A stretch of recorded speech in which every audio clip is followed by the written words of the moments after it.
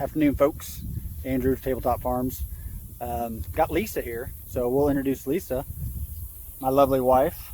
Hello. The boss of the show. We'll call her that.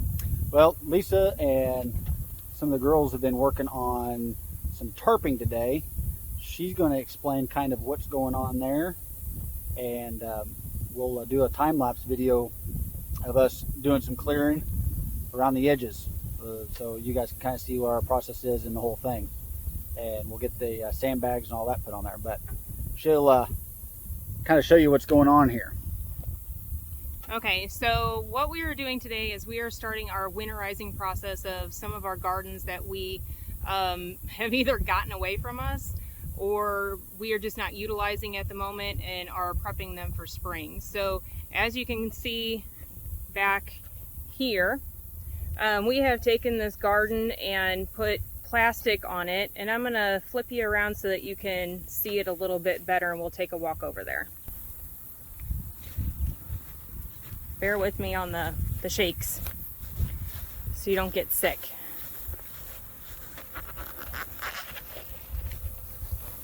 So like I said, we are rolling out plastic today.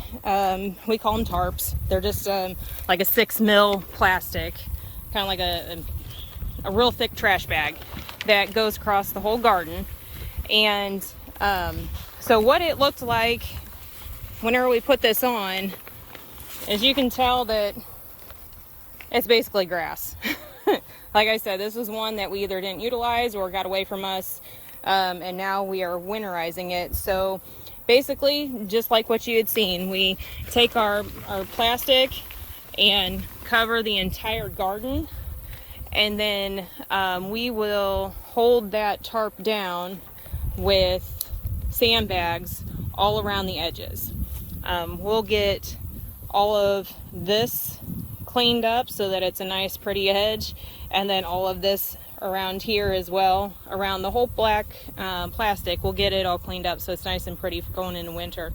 But then what this does is it melts down all that grass, all those root materials, and puts that organic matter into the garden so that it is ready for next year. So whenever we pull this plastic back to start amending and prepping beds in the spring, it's just going to be like this loose, beautiful soil. I mean, like you step in it and you sink kind of soil.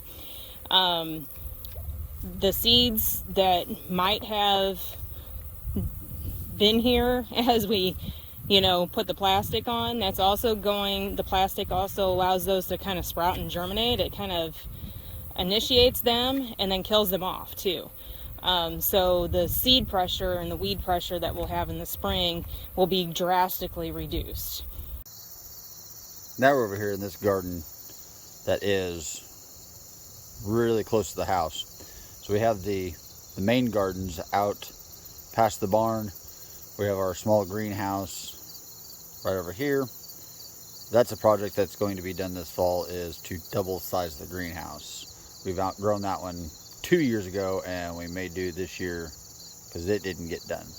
And then there's a garden, what's supposed to be a garden, right there next to the greenhouse, and it'll get taken care of this fall as well.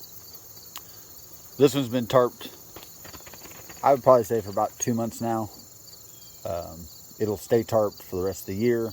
You can kind of see this. I do pull this back.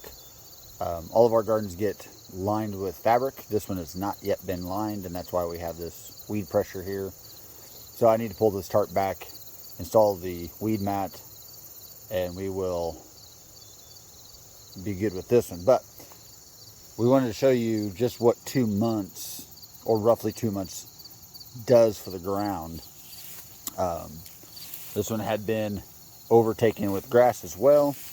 So let's just take a look here.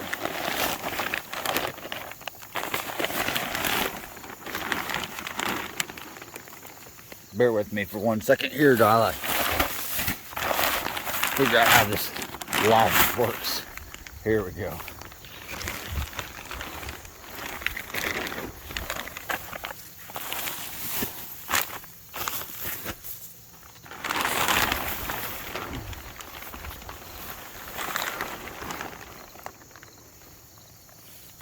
But simply after 2 months, you can see this grass isn't quite, it's dead.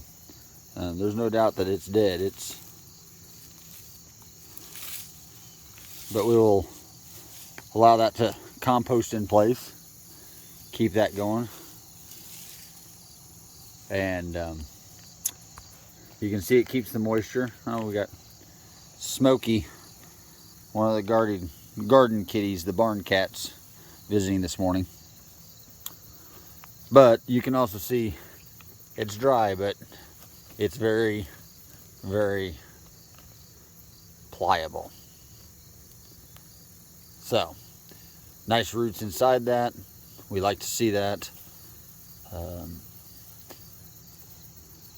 Would like to almost see it a little bit more moist, so it's not unheard of for us to, it's been so hot, but we could uncover the garden, water it, and then cover it back up, and that would really jumpstart any seedlings, weed seed in there, and that would really help probably. So that's something we might consider doing here fairly soon. But well, it's the day after, and it's just a beautiful morning here in North Missouri. That's my makeshift garden shed that need to be repaired. In the distance you can see the chicken tractor that's hooked up to a truck. There's a chickens are out and about already. But so that's our tarping process. All the gardens get done. We try to